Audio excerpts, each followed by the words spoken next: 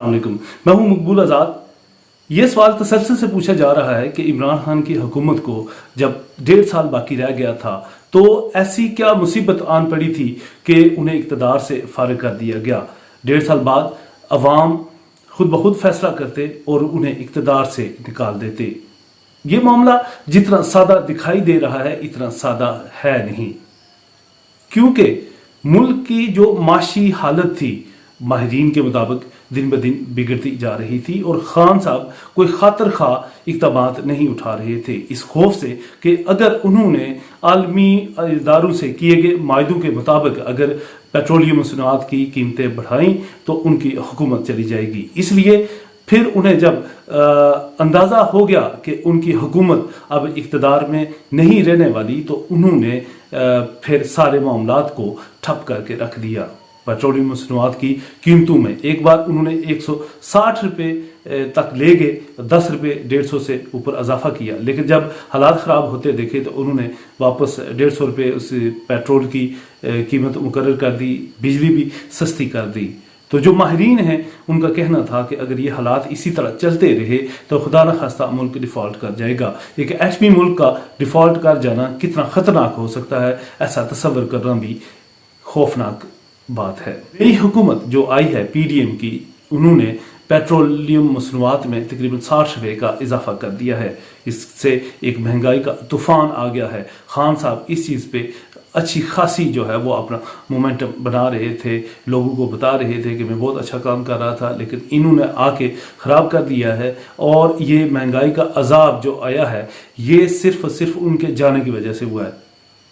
अगर उनके बड़े से बड़े किसी हमायती से भी पूछा जाए क्या अगर खान साहब इक़्तिदार में होते तो ऐसे हालात होते या इससे बेहतर होते, तो कोई भी ये वसूख से नहीं कह सकता कि अगर इमरान खान साहब इक़्तिदार में होते तो जो पेट्रोलियम मसनूआत में उसमें इजाफा ना होता। लामहला उन्होंने इजाफा करना था। मुल्क के जो करता धरता हैं उन्होंने फैसला किया कि इमरान खान की हुकूमत को इक़्तिदार से निकाल के पीडीएम जो इस वक्त सिर्फ एक वोट की अक्सरियत से हुकूमत में है उन्हें इक़्तिदार में लाया जाए।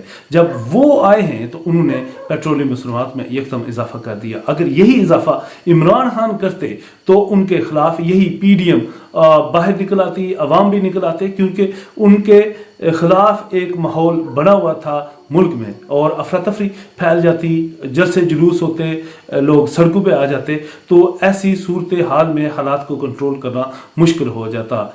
ऐसी सूरत हाल बन जाती कि फ़ौज को इंटरवीन करना पड़ता।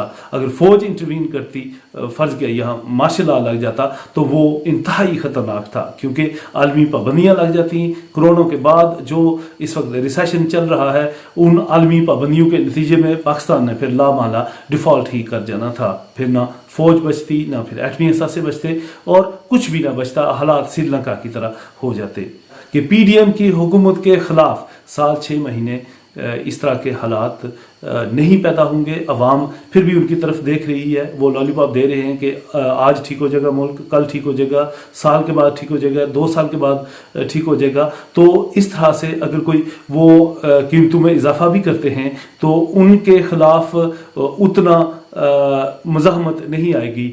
बाकी सारी जमातें तो वो इक़्तिदार में हैं, जबकि जो अपोजिशन में है वो सिर्फ पीटीआई है।